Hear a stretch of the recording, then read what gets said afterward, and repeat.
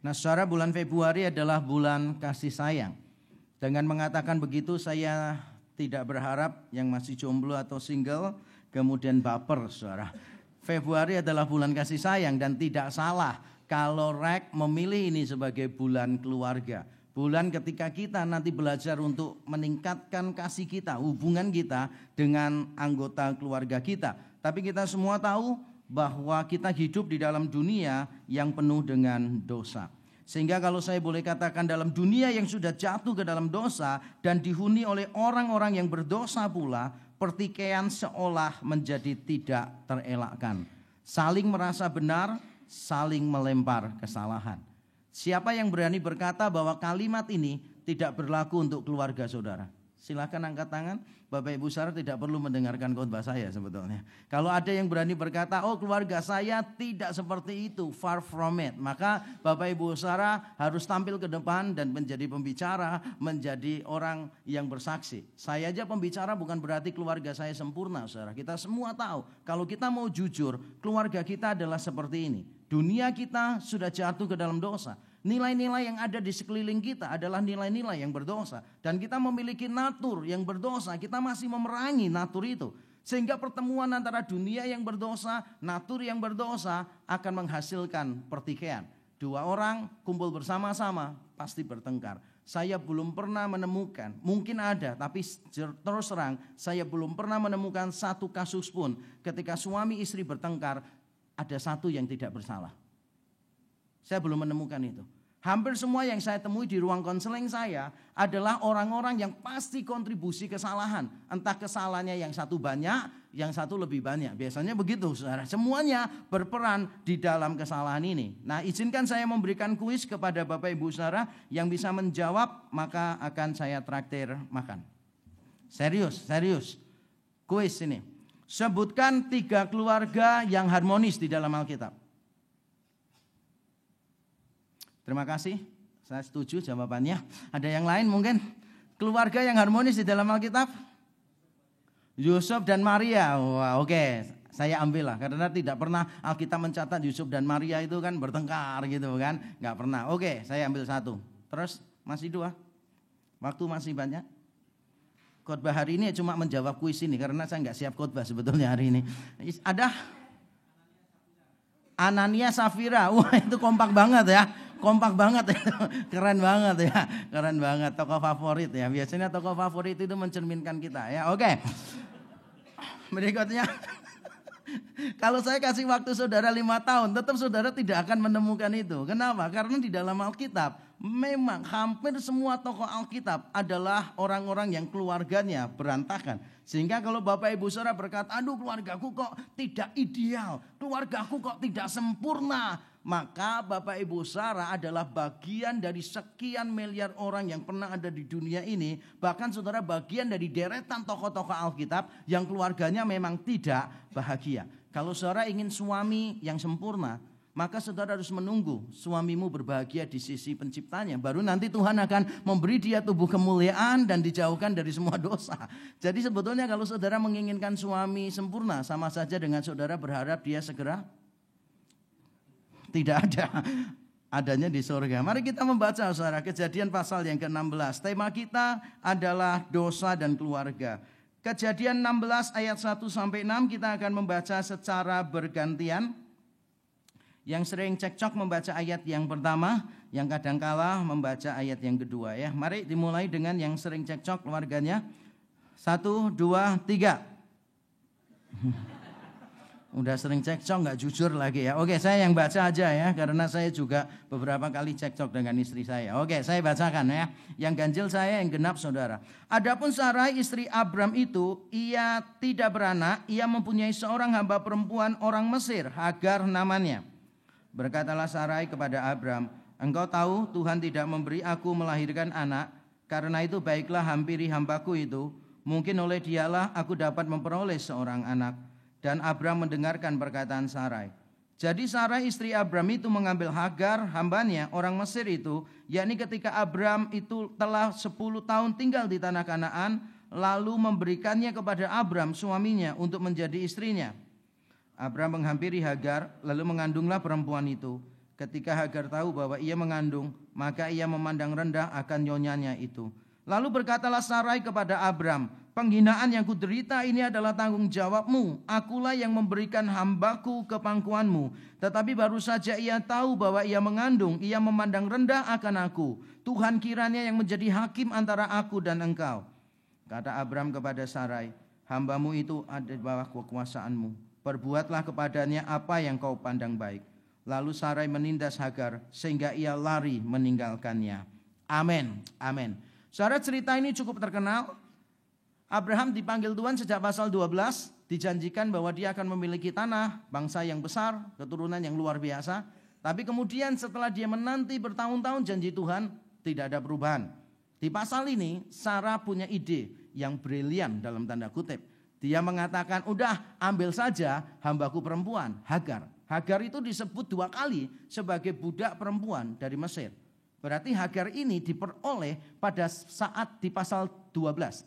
Ketika terjadi kelaparan, maka Abram dan Sarah itu pergi ke Mesir, lalu Firaun mengambil Sarah untuk mengapa-ngapakan dia. Nah, sebelum terjadi apa-apa karena Firaun mengapa-ngapakan Sarah, Tuhan intervensi sehingga janji Tuhan itu tetap terpelihara. Lalu Firaun bukan cuma melepaskan Sarah, tetapi dia memberikan harta benda dan budak yang banyak kepada Sarah. Termasuk salah satu budak itu adalah Hagar.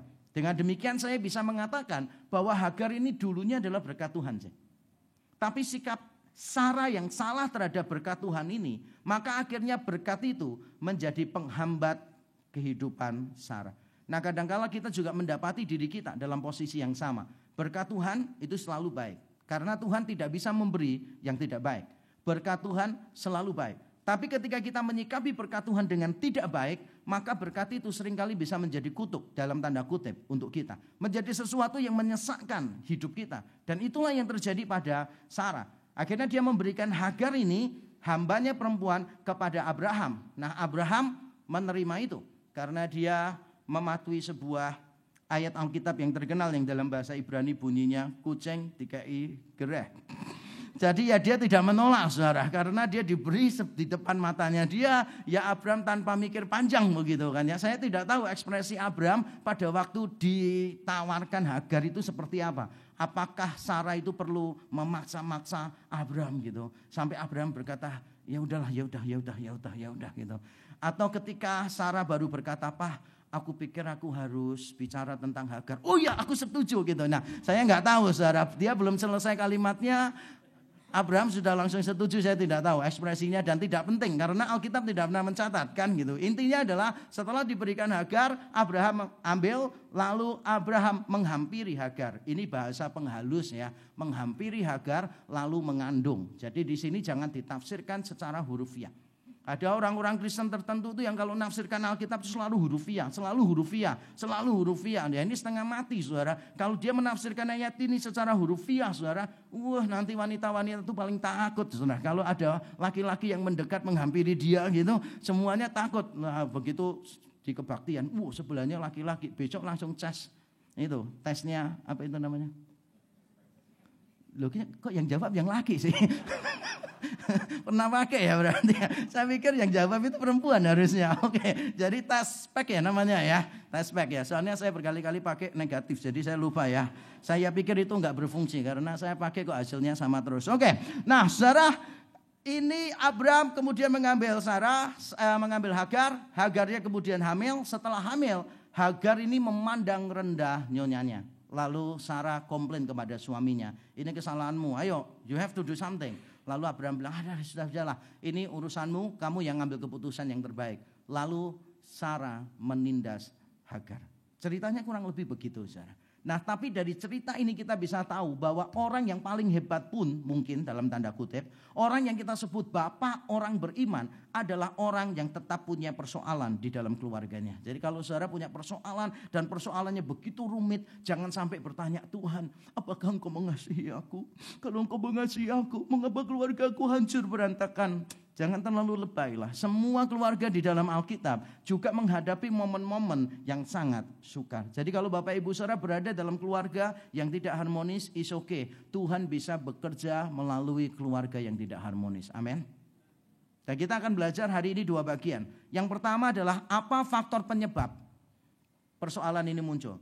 Yang kedua, bagaimana Sarah menyikapi persoalan tadi. Jadi faktor penyebabnya apa dan bagaimana menyikapi persoalan yang muncul. Mari kita lihat saudara, penyebab persoalan. Apa sebetulnya yang menjadi penyebab persoalan ini muncul? Yang pertama adalah faktor spiritual. Abraham meragukan janji Allah.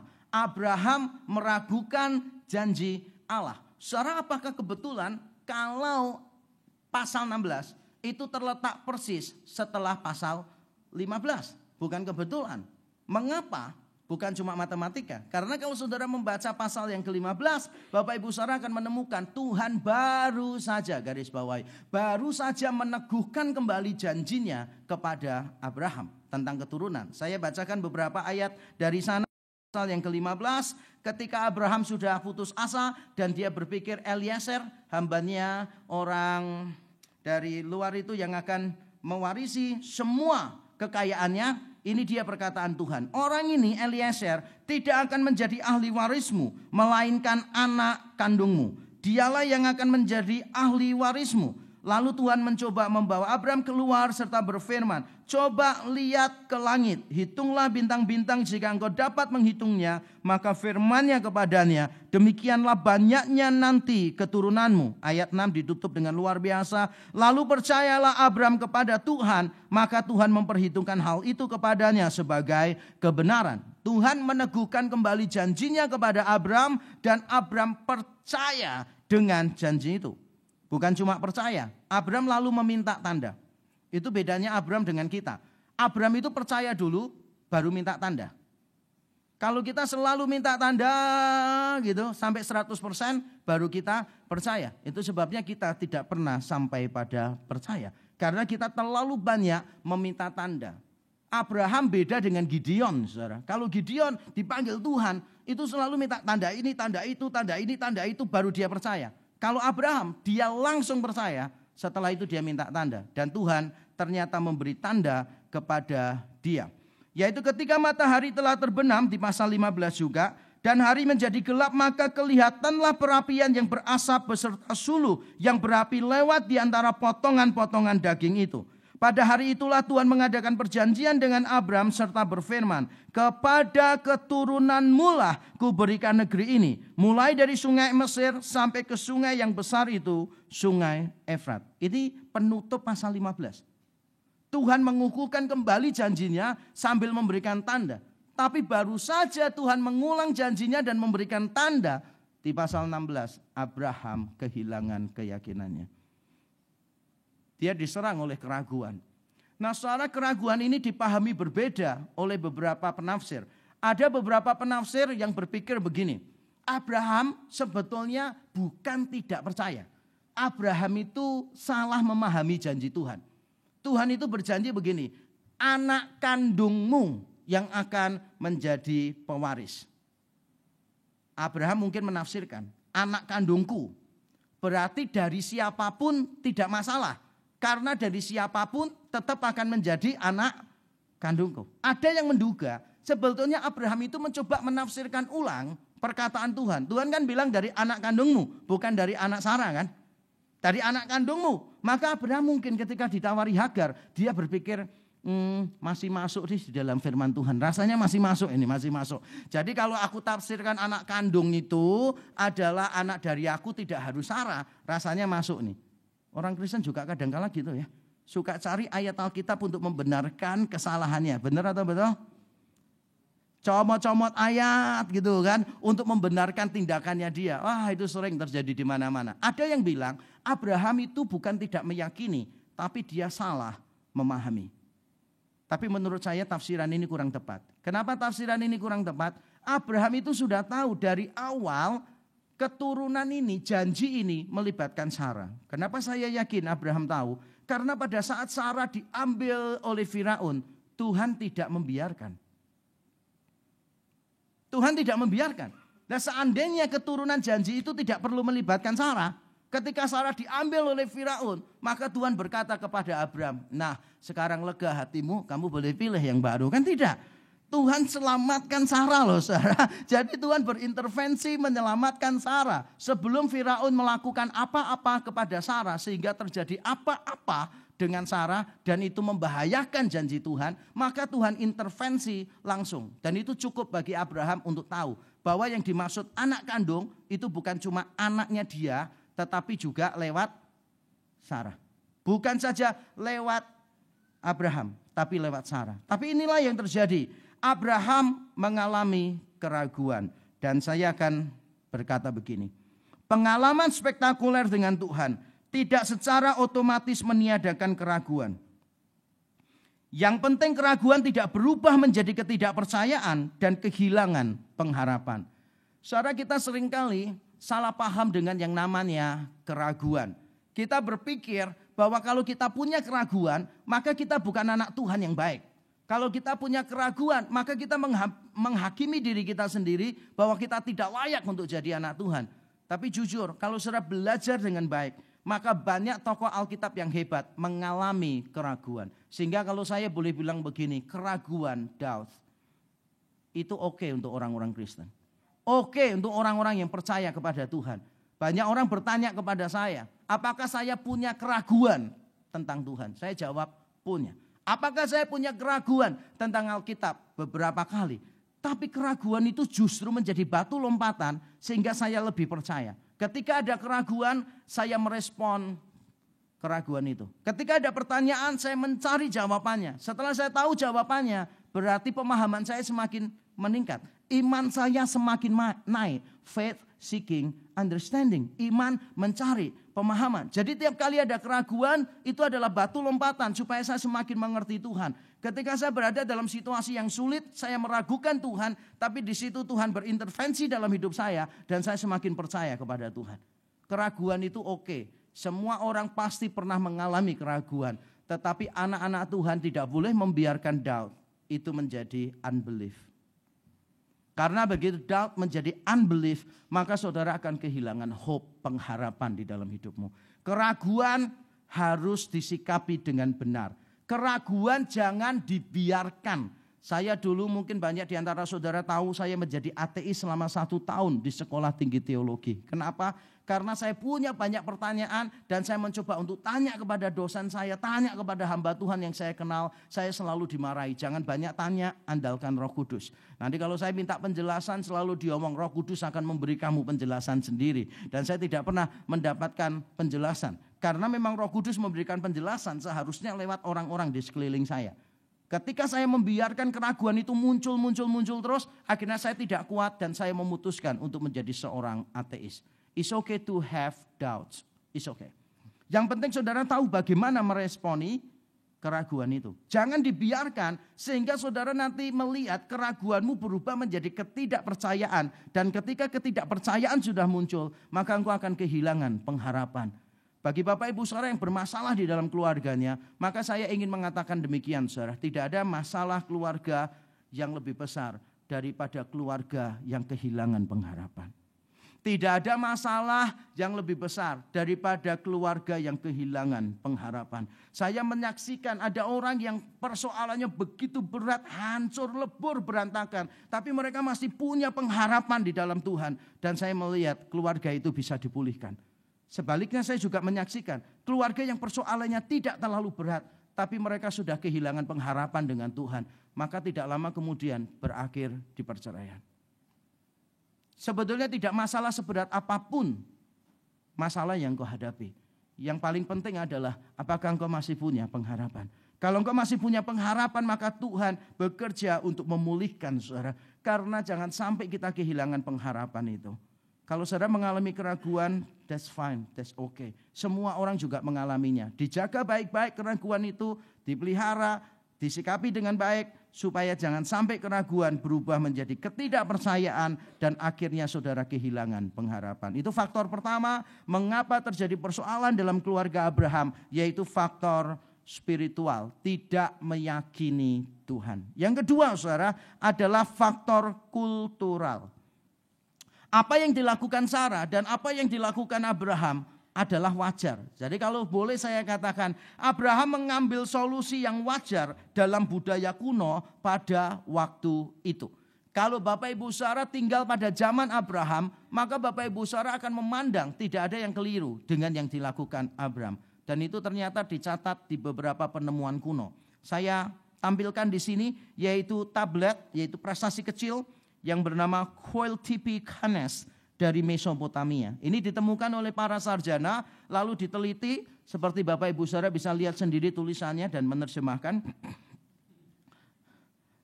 Isinya kurang lebih begini. Jadi tablet ini adalah perjanjian atau kontrak pernikahan. Nah, di dalam kontrak pernikahan ini disebutkan kalau sampai perempuannya itu tidak bisa memberikan keturunan, maka perempuan itu boleh memberikan hamba perempuannya kepada suaminya. Suaminya tidak boleh minta sendiri, nggak boleh ya. Jadi istri ini boleh memberikan hamba perempuannya kepada suaminya. Nanti kalau sampai punya anak, maka anak itu diperhitungkan bukan sebagai anak dari budak, tetapi anak dari istri, dari nyonyanya itu. Ada tertulis di sini. Sehingga saya kutipkan juga pandangan seorang teolog yang bernama Alice Bach. Dia mengatakan what Abraham did to Hagar was completely legal. If your wife cannot have children, you can have children by your wife's slaves, and the child becomes yours. Apa yang dilakukan oleh Abraham benar-benar legal, saudara, benar-benar legal. Jika istrimu tidak dapat memberikan engkau anak keturunan, maka engkau dapat memiliki anak dari hamba perempuan istrimu. Dan anak itu yang dilahirkan akan menjadi milikmu. Itu wajar. Di mana-mana memang begitu. Jadi apa yang dilakukan oleh Sarah itu wajar. Apa yang dilakukan Abraham wajar. Tapi saya tahu budaya ini bagi kita sangat shocking banget ya. Kita semuanya kaget, saudara.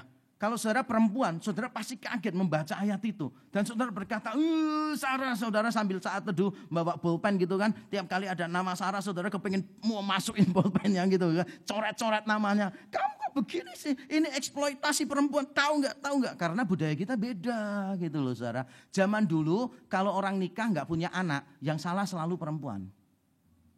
Selalu ditafsirkan yang bermasalah itu perempuan gitu loh saudara, bukan laki-lakinya. Padahal kan belum tentu. Tapi namanya zaman dulu, ya kita nggak bisa ngelawan, kita nggak bisa ubah. Sudah terjadi kok. Saya ini hanya cerita, zaman dulu seperti itu. Jadi kalau ada suami istri menikah cukup lama tidak punya keturunan, maka diasumsikan pertama istrinya tidak subur. Problemnya ada di istri. Lalu setelah tahu problemnya ada di istri, lalu dicarilah solusi. Solusinya bagaimana? Bayi tabung nggak ada waktu itu. Poligami, tidak semua istri memberikan izin kepada suaminya. Nah, ada satu solusi, yaitu memberikan budak perempuannya. Nanti setelah punya anak, ya sudah berakhir sampai di situ. Mungkin bagi perempuan ini sangat mengagetkan sekali. Tapi harus menerima kenyataan, itu budaya kuno memang begitu. Kaget gitu. Kaget karena saudara merasa kayak offended, diserang begitu. Dan laki-laki juga kaget, kegirangan. Sama-sama kaget dengan alasan yang berbeda, saudara ya. Jadi saya mencoba melihat apa yang dilakukan Sarah dan Abraham. Saya berkata begini, saya setuju ini wajar. Dan saya akan menerangkan dulu kepada Bapak Ibu saudara kenapa ini wajar.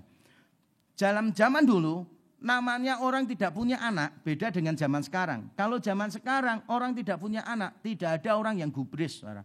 Cuma kita merasa tidak nyaman aja. Kalau orang lain bicara tentang cara melahirkan, cara ganti popok dan sebagainya, kita paling merasa tidak nyaman. Tapi zaman dulu kalau tidak punya anak itu namanya aib. Itu namanya rasa malu yang besar untuk keluarga itu. Lalu bukan cuma masalah aib, tapi kalau tidak punya anak berarti semua harta milik, semua tanah, semua aset itu menjadi milik siapa coba? Karena zaman dulu kan menjadi milik anak. Sehingga kalau tidak punya keturunan seolah-olah orang berkata begini, semua jerih payahku tidak ada gunanya sama sekali. Karena yang memilikinya adalah orang lain. Ini berarti tekanan sosial yang begitu berat untuk Abraham dan Sarah. Bukankah kita juga seringkali menghadapi tekanan sosial, saudara? Sehingga kita tidak boleh terlalu menghakimi Abraham menurut saya. Karena kita kadang-kala kena tekanan sosial dan kita juga kalah. Misalnya, ada orang berkata begini, penyebab persoalan terbesar dalam pernikahan adalah keuangan. Menurut saya salah. Penyebab terbesar persoalan di dalam keluarga bukan keuangan, tetapi pengelolaan keuangan yang salah. Memang kalau menurut riset, orang itu banyak bercerai, banyak bertengkar gara-gara uang. Tapi sebetulnya saya mau memperjelas, bukan karena uang, tapi karena pengelolaan uang yang buruk. Ada enggak orang itu punya uang yang banyak terus cerai? Ada? Ada. Ada enggak orang enggak punya uang terus cerai? Ada. Cuma bedanya kan ini bayar pengacara mahal, ini enggak bayar mahal gitu loh saudara. Karena ini kan memperebutkan harta gono gini sampai bayar pengacara dan sebagainya. Kalau ini cuma saling berpandangan, oke gitu aja. Karena enggak ada yang mau diperebutkan harta gono gini, enggak ada, aset enggak ada, begitu kan ya saudara. Nah jadi cuma bedanya begitu aja. Kalau saudara punya uang bisa menghadapi persoalan keluarga. Saudara enggak punya uang bisa menghadapi persoalan keluarga. Berarti intinya bukan keuangan, intinya adalah pengelolaan keuangan yang tidak bijaksana. Saya sering menemukan banyak keluarga itu kan dapat pressure, tekanan dari orang lain. Bahkan ada orang, saya kaget, tiba-tiba punya mobil gitu. Wih keren kamu punya mobil ya gitu. Kamu kok bisa punya mobil? Iya ini kredit. Belum lunas ini, baru mulai kredit gitu. Wah kreditnya berapa? Kreditnya sekian. Kamu tiap bulan dapatnya berapa? Dapatnya sekian. Sampai saya kaget saudara. Loh kamu sejak kredit ini berarti makan ikut tetangga kamu. Karena jaraknya dikit banget gitu loh saudara. Hanya gara-gara kepengen punya mobil.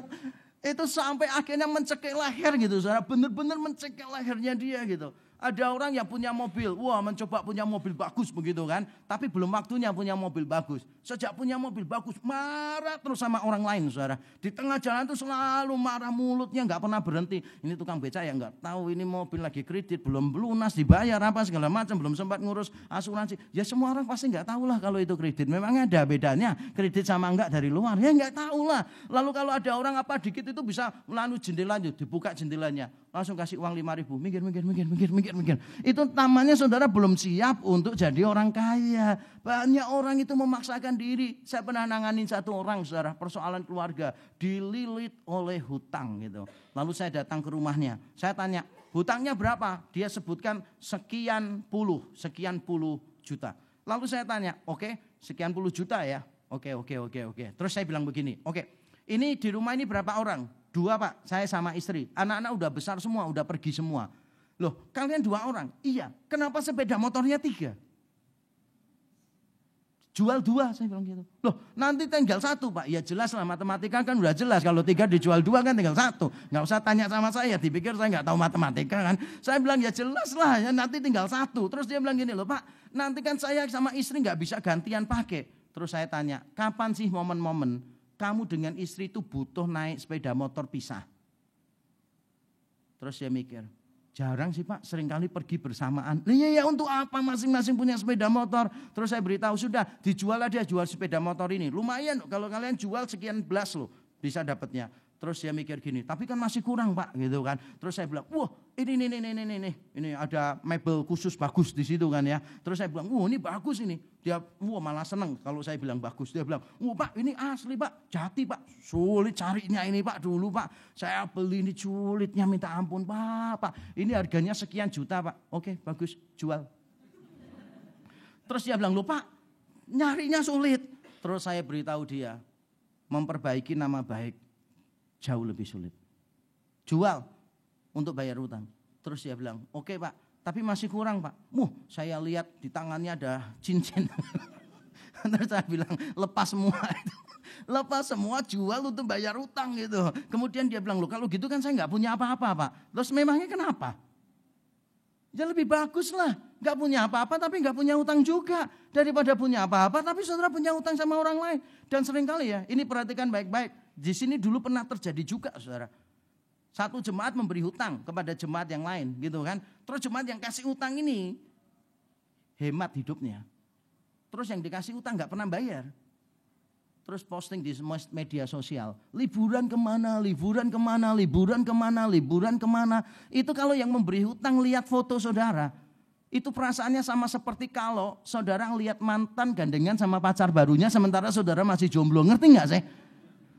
Itu benar-benar rasanya kayak puanas banget gitu saudara. Orang membaca fotonya itu kan, lihat fotonya liburan masih punya utang gitu kan. Orang itu hatinya puanas terus gitu, hatinya dipanas-panasin terus gitu. Bisa marah loh, dipikir hatinya dia sayur apa dipanas-panasin tiap hari. Jadi saudara pastikan kalau punya hutang, saudara itu bayar dulu. Jangan mencari gaya hidup yang gak benar. Saya yakin persoalan utama orang Kristen dalam keuangan adalah tidak bisa mencukupkan diri. Bukan tidak punya uang yang cukup. Hanya sangat sedikit yang benar-benar tidak punya uang. Tapi mayoritas persoalan dalam keuangan karena ingin mengikuti tekanan sosial. Maka dengarkan ini baik-baik. Apa yang wajar dan masuk akal belum tentu benar. Karena kebudayaan dan pikiran sama-sama sudah tercemar. Apa yang wajar dan masuk akal belum tentu benar. Ini kasus Abraham sebagai contohnya. Karena kebudayaan sudah tercemar oleh dosa. Dan pikiran manusia juga sudah tercemar oleh dosa. Kita harus berhati-hati. Faktor ketiga, selain faktor spiritual, faktor kultural, yang ketiga adalah faktor personal. Abraham telah gagal menjalankan peranan sebagai kepala keluarga. Saudara, ketika Sarah menawarkan kepada Abram, menawarkan Hagar, itu memang hak Sarah. Tapi Abraham juga punya hak untuk menolak hal itu. Tapi Abraham tampaknya tidak berdaya, saudara. Ketika ditawarkan oleh Sarah, diberikan oleh Sarah, maka dia mengambil apa yang diberikan oleh Sarah. Dan ini dia membuktikan kesalahan Abraham. Laki-laki dipanggil sebagai kepala yang memimpin dengan cinta. Bukan menyerah tanpa daya. Bukan mengeksploitasi kuasa. Jadi kita dipanggil sebagai pemimpin, bukan penguasa. Kalau laki-laki sebagai penguasa, berarti dia itu mengeksploitasi kekuatannya untuk menekan istrinya. Itu bukan kepala. Kepala itu memimpin dengan cinta. Tapi kalau saudara menyerah tanpa daya, itu salah, saudara. Sebagai laki-laki saya sudah berkali-kali ajarkan di sini kan ya. Sebagai laki-laki itu harus mimpin keluarga gitu loh saudara. Walaupun mungkin istri kita itu kelihatan lebih cakep dari kita. Tapi kita berusaha untuk mimpin. Misalnya saya sudah pernah kasih tips kan kepada para suami di sini. Family altar misalnya. Kumpulin semua keluarga gitu. Enggak perlu saudara yang khotbah. Tapi saudara yang ambil inisiatif gitu loh. Udah semua kumpul ya. Papa mau adain family altar. Wah, setelah semua kumpul, saudara jadi pemimpin. Saudara bilang, oke, hari ini yang doa pembukaan adalah ini, kamu, anak yang paling kecil ditunjuk. Gitu loh, saudara. Nanti yang mimpin pujian adalah kamu, kakaknya dia ditunjuk, gitu kan. Nanti yang membawakan firman Tuhan adalah mama, gitu. Tunjuk istrinya untuk menyampaikan firman Tuhan. Lalu anaknya tanya, Pak, nanti yang doa penutup siapa? Terus dia bingung, loh kok sudah habis? Oh ya, tolong panggilkan Mbak untuk ikut family altar ya. Jadi nanti yang doa penutup Mbak gitu kan ya. Yang penting kita ngatur gitu loh saudara. Jadi pemimpin itu ngatur. Jangan kata kuncinya terserah mama, terserah mama, terserah mama. Coba ngatur karena anak-anak itu memperhatikan kita. Bagaimana cara kita mengatasi persoalan. Dan ini aneh. Coba saya tanya ya, kuis Alkitab. Siapa tokoh wanita di dalam kitab Kejadian yang perkataannya dicatat di dalam kitab Kejadian? Siapa? Dari pasal 1 sampai pasal 16 ini. Kalau di atas pasal 16 ada sih, Ribka juga ngomong sesuatu, Lea, Rachel ngomong sesuatu. Tapi sebelum pasal 16 ini, 16 sebelumnya, siapa tokoh wanita yang bersuara? Hawa berbicara. Dia berbicara kepada ular. Lalu dia memberikan buah itu kepada suaminya. Walaupun pada waktu memberikan kepada suaminya, dia tanpa bicara. Adam ambil yang ditawarkan oleh Hawa. Dan Adam jatuh ke dalam dosa. Keluarganya penuh masalah. Ternyata penulis kitab Kejadian ingin kita melihat pola yang sama. Yaitu ketika seorang istri punya ide yang brilian dalam tanda kutip, lalu memberikan sesuatu kepada suaminya dan suaminya mengambilnya, disitulah mulai persoalan keluarga. Makanya laki-laki harus dengar baik-baik ya. Kita ini kepala, pimpinlah dengan cinta, jangan menyerah tanpa daya gitu saudara. Tapi jangan pula pakai kekerasan karena kita dipanggil sebagai kepala bukan sebagai penguasa. Ingat nggak inti dosa Adam apa saudara? Tuhan datang kepada Adam di Kejadian 3 dan pertama kali yang diucapkan Tuhan begini, karena engkau mendengarkan perkataan istrimu dan memakan dari buah yang kularang. Jadi dosa pertama Adam bukan makan buah itu. Dosa pertama Adam adalah mendengarkan perkataan istri. Jadi mendengarkan perkataan istri sumber segala masalah di dalam rumah tangga saudara. Makanya kalau istri saya tanya, "Pak, aku mau beli baju baru boleh?" gitu. Saya langsung bacakan Kejadian 3 tadi saudara. Saya tidak mau prahara menimpa keluarga saya saudara. Lalu kalau misalnya ada istri minta, "Pak, tolong belikan itu dong Pak. Belikan perhiasan-perhiasan emas gitu loh Pak." gitu kan. Saudara diam saja. Karena diam itu emas. Dengan diam, saudara sudah memberikan apa yang diminta oleh istri Anda. Silence is gold ya. Jadi kalau ada istri minta emas, tahu suami caranya bagaimana? Diam ya. Nanti para suami akan banyak berterima kasih kepada saya. Itu sebabnya istri saya nggak punya mas-masan sama sekali. Ayatnya itu. Oke, jadi ada faktor personal. Adam gagal jadi kepala, Abraham gagal menjadi kepala. Faktor spiritual, faktor kultural, dan faktor personal menyebabkan persoalan yang rumit dalam rumah tangga. Kesalahan ini yang menyebabkan sebuah persoalan tidak berhenti sampai di situ. Ketika kesalahan menghasilkan persoalan, ternyata persoalan disikapi dengan kesalahan yang lain. Dan mari kita lihat sikap yang keliru dalam menghadapi persoalan. Dan saya yakin ini adalah sikap yang sering saya lakukan dan saudara lakukan. Apa kesalahannya? Melemparkan kesalahan dan kekesalan pada pihak lain. Jadi pada waktu Hagar mulai mengandung dan menghina Sarah, Sarah berkata begini kepada Abraham, "Penghinaan yang kuderita ini adalah tanggung jawabmu." Kalau bahasa Indonesia menerjemahkannya gitu, ini your responsibility. Tapi kalau dalam bahasa Inggris, terjemahnya bukan responsibility. Jadi gini, this wrongdoings is for you. Hal yang tidak benar ini harusnya untuk kamu. Tapi setelah saya cek di dalam bahasa Ibrani, ternyata kata Ibrani yang dipakai di sana, penghinaan, itu mengandung terjemahan arti yang lebih kuat. Penghinaan di sana artinya adalah kekerasan. Sehingga seolah-olah Sarah sebetulnya berkata kepada Abraham begini, "Kekerasan ini harusnya buat engkau. Kiranya kekerasan ini menimpa engkau." Jadi ketika Hagar menghina Sarah, Sarah memandang itu sebagai sebuah violence, kekerasan. Sehingga dia berkata, "This violence is for you. Be upon you." Kiranya menimpa engkau. Dan kalau kita melihat diri kita, bukankah ini menjadi kebiasaan kita saudara? Melempar kesalahan itu merupakan seni kuno dari zaman Adam yang tidak pernah lekang oleh zaman. Ingat ceritanya pada waktu Adam dan Hawa sudah makan buah itu, lalu mereka telanjang dan lari menyembunyikan diri. Tuhan bertanya kepada Adam, "Adam, kenapa engkau makan dari buah yang kularang?" Jawabannya Adam adalah, "Perempuan ini yang kau tempatkan di sisiku, dialah yang memberikannya, maka aku makan." Jadi Adam menyalahkan Hawa dan menyalahkan Tuhan. Lalu Tuhan tanya sama Hawa, "Hawa, kenapa kamu makan?" Hawa juga gak kalah pinter kan. Hawa langsung bilang, "Ular itu yang memberikannya kepadaku, maka aku makan." Tuhan juga gak kalah pinter. Tuhan gak tanya sama ular. Sebab kalau dia tanya sama ular, ular nyalahkan Tuhan masalahnya. Jadi Tuhan langsung tahu, mending gak usah ditanya ini. Bocah kalau ditanya nanti saya yang disalahin kan begitu. Nah saudara, kita ini terbiasa untuk menyalahkan masing-masing orang. Benar atau betul? Tiap kali ada sesuatu yang tidak benar, selalu kita menyalahkan orang lain. Anak bodoh misalnya, ya kan? Rapotnya merah gitu. Selalu dicari kesalahan gitu. "Mama kok heran ya nilaimu bisa jelek ya. Padahal keluarganya mama itu semuanya juara-juara terus gitu. Paling sial itu juara 3 loh. Dari keturunan ke-7 sampai mama itu ya. Paling sial itu juara ke-3. Coba nanti papa tanya ya sama keluarga besarnya papa. Kira-kira apa yang terjadi dari aliran yang satunya ini, saudara? Jangan sampai alirannya berbeda begitu kan. Sehingga kita tahu gen yang jelek itu dari siapa. Dan kita kebiasaannya begitu gitu loh saudara. Tanpa sadar itu kebiasaan kita sih saudara. Kalau anak saya dipuji, wah ganteng loh anaknya Pak Yakub.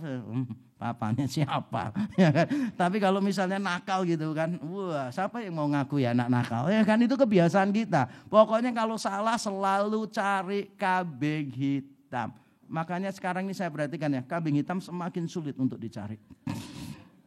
Karena semua orang berebutan untuk mengambil kambing hitam, saudara. Jadi kita ini mudah, gampang mengkambing-kambingkan orang gitu, saudara. Nanti ada sesuatu yang salah, suaminya yang salah. Atau enggak suami melemparkan kesalahan pada istri. Misalnya suami pulang kerja gitu kan, datang gitu, jalan jatuh gara-gara sepatu anaknya. Langsung, ini sepatunya siapa sih? Gitu. Padahal banyak orang lewat yang nggak kesandung, ya kan? Dia lewat kesandung, salah yang punya sepatu. Ya memang benar kadang-kala yang punya sepatu juga salah. Tapi kecenderungan hati saya dan saudara itu selalu menyalahkan orang lain. Nanti kalau anak nakal misalnya, waduh sudah biasa saudara orang tua kalau anak nakal tuh gini. Aduh kalau suami mesti bilang gini, aduh kerjaannya mamamu tuh apa sih di rumah? Kok nggak bisa sih didik kamu dengan baik gitu kan? Wah istrinya nggak mau kalah. Aku ini di rumah bukan nganggur ya tahu nggak? Aku di rumah ini ya kerja online. Aku ini nggak hasilkan duit juga gitu kan. Wah suaminya bingung nggak bisa nyalahkan istri. Langsung cari strategi lain. Ini guru sekolah minggunya siapa ya? Saya mau telepon ini guru sekolah minggunya ya. Kenapa anaknya bisa nakal gitu?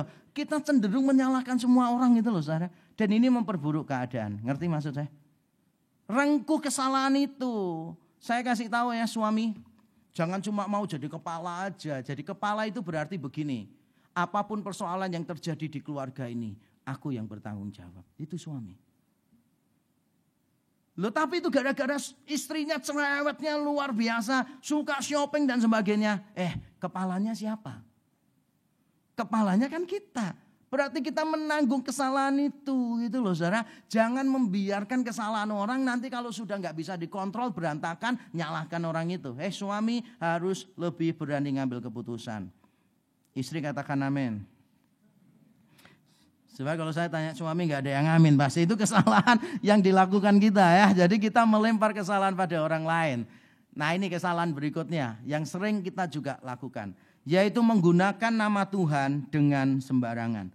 Di ayat 15, setelah Sarah berkata kepada Abraham, kiranya kekerasan ini adalah untuk engkau, menimpa engkau. Lalu dia berkata begini, Tuhan kiranya menjadi hakim antara aku dan engkau.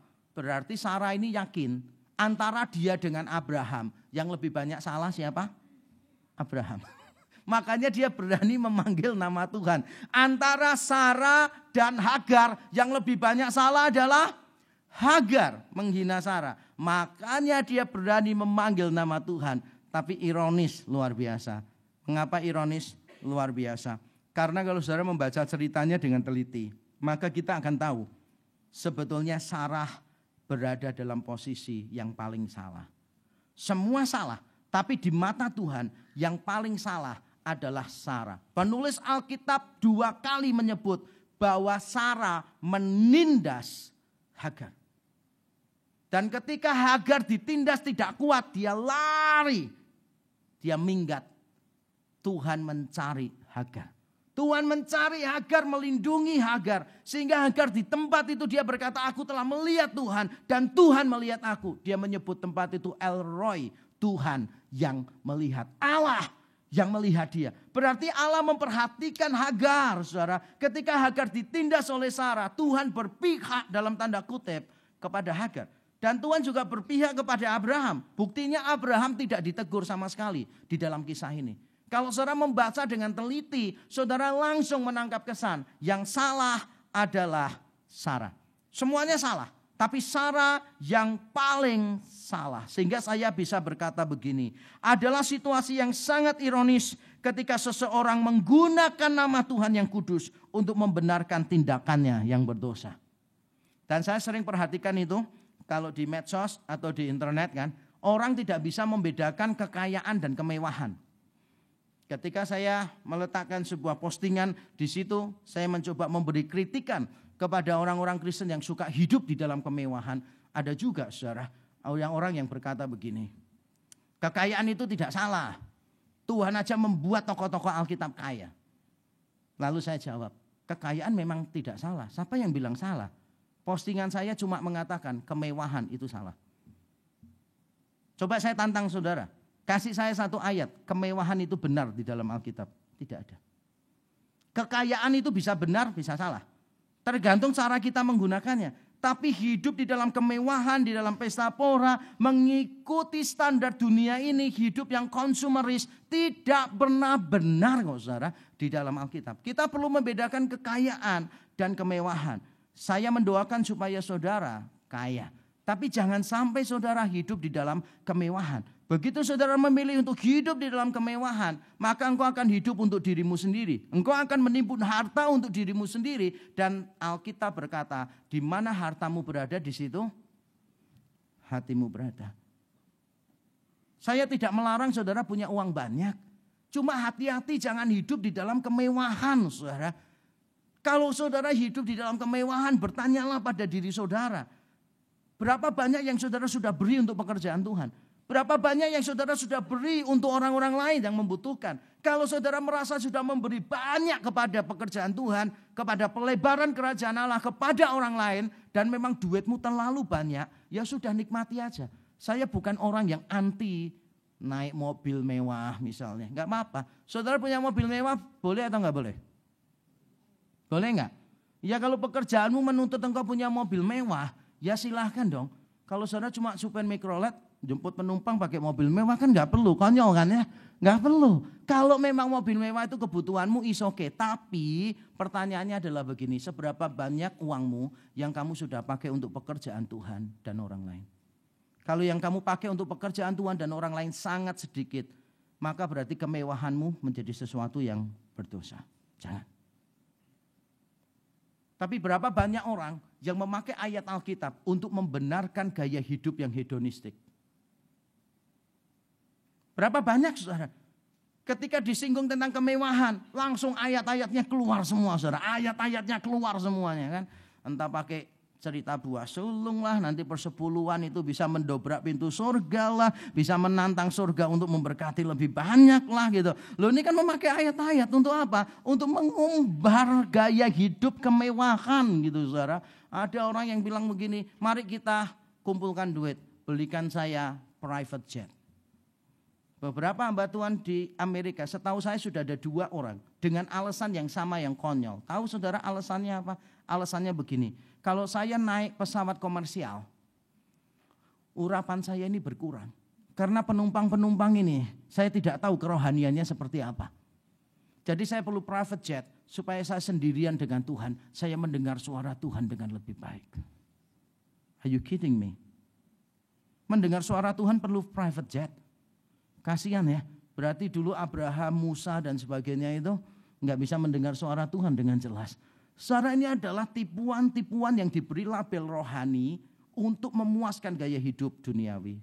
Makanya dalam salah satu postingan saya tulis begini, kok aneh ya, orang yang paling sering membahas dunia roh, ternyata adalah orang yang hidupnya paling duniawi.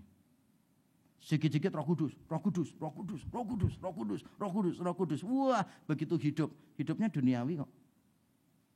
Tapi dilabeli dengan Roh Kudus, dilabeli dengan macam-macam ini itu begitu. Tidak ada yang lebih ironis, itu sama dengan kesalahan Sarah ini. Dan yang terakhir yang saya mau beritahu saudara adalah ini. Seorang korban ketidakadilan bisa menjadi monster yang mengerikan ketika dia diberi kekuasaan. Saudara lihat Sarah dihina oleh Hagar, ada penghinaan, benar.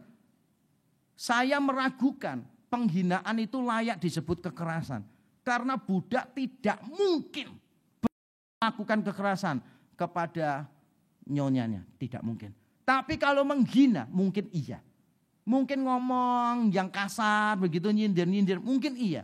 Jadi penghinaan yang diterima oleh Sarah dibalas oleh Sarah dengan apa? Penindasan. Sarah tidak mau penghinaan dibalas penghinaan. Sarah membalas penghinaan dengan penindasan. Dan Alkitab mencatat 2 kali, menindas. Saudara, ketika Sarah punya masalah, dia berkata kepada Abraham, kiranya Tuhan menghakimi antara aku dan engkau. Lalu Abraham mengalah, okelah, perbuat apa yang kamu pandang baik. Dan ketika Abraham memberikan kuasa kepada Sarah, yang terjadi adalah Sarah tidak lagi menunggu Tuhan. Sarah menjadi Tuhan. Dia yang menuntut balas. Bukankah seharusnya setelah dia diberi kuasa oleh suaminya, dia tetap berkata, biarlah Tuhan yang menghakimi antara aku dan engkau, antara aku dan dia. Bukankah begitu sih? Tapi ternyata bukan itu yang dilakukan oleh Sarah.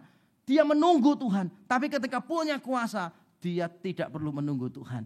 Dia langsung menjadi Tuhan. Dan tiap kali orang yang terzolimi membalas, maka pembalasannya jauh lebih parah daripada apa yang dia terima. Saudara, hati-hati. Tuhan itu selalu berkata pembalasan adalah hak Tuhan. Karena Tuhan tahu ketika saudara membalas tidak akan ada habisnya. Kalau saudara tidak percaya, saudara nggak perlu Alkitab kok untuk itu. Saudara hanya perlu membaca buku Kopeng Ho. Nggak selesai-selesai itu saudara. Kenapa ini dibunuh ini nanti sakit hati, muridnya nanti berkembang lagi, nanti bunuh yang ini terus gitu. Itu kalau diteruskan ya saudara, diteruskan terus. Itu akan jadi buku paling panjang di dalam sejarah umat manusia saudara. Balas dendam tidak akan pernah ada akhirnya. Saudara harus mengakhirinya dengan kekuatan Tuhan. Nah, saya ingin menutup khotbah saya dengan berkata begini. Saudara, is okay kalau saudara mengaku keluargaku berantakan. Keluargaku seringkali bertengkar. Siapa sih yang gak bertengkar? Siapa sih gak bertikai? Kalau saudara berkata papaku gak bisa tak banggakan. Mamaku gak pernah perhatian. Saudara, semua orang, hampir semua orang menghadapi persoalan yang sama. Saya melayani banyak anak SMA, SMP. Saya menemukan mereka juga tidak punya figur orang tua. Mungkin saudara juga mengalami persoalan dengan suami istri. Saudara, hampir semua orang menghadapi persoalan yang sama. Tapi tidak semua orang punya pengharapan yang sama. Hanya mereka yang ada di dalam Tuhanlah yang punya pengharapan. Ketika saudara berharap kepada Kristus, kepada salib, kepada harga yang lunas dia bayar di atas kayu salib, maka saudara merasa tidak perlu untuk melempar kesalahan kepada orang lain. Dan saudara juga tidak perlu malu untuk mengakui kesalahanmu. Orang tua tidak perlu malu berkata maaf kepada anak-anak, anak-anak kepada orang tua, suami kepada istri, istri kepada suami. Kita tidak perlu malu untuk berkata aku bersalah, maafkan aku. Karena semua dosa kita, kegagalan kita telah ditanggung oleh Tuhan di atas kayu salib. Apapun carut marut kehidupan kita, kita punya harapan di dalam Tuhan. Persoalan yang terbesar yaitu dosa, Tuhan sudah bereskan di atas kayu salib. Ketakutan yang terbesar yaitu kematian, Tuhan sudah kalahkan di dalam kubur yang kosong. Sekali lagi saya tidak henti-hentinya mengulang kalimat ini saudara. Kalau persoalan kita yang terbesar yaitu dosa sudah dibereskan di atas kayu salib. Kalau ketakutan kita yang terbesar yaitu kematian sudah dikalahkan di dalam kubur yang kosong. Maka tidak ada satupun yang bisa membuat kita takut. Karena kita punya harapan di dalam Tuhan. Mari kita tunduk kepala, kita berdoa. Mari masing-masing kita berdoa mengambil saat teduh dan menyerahkan pergumulan kita ke dalam tangan Tuhan.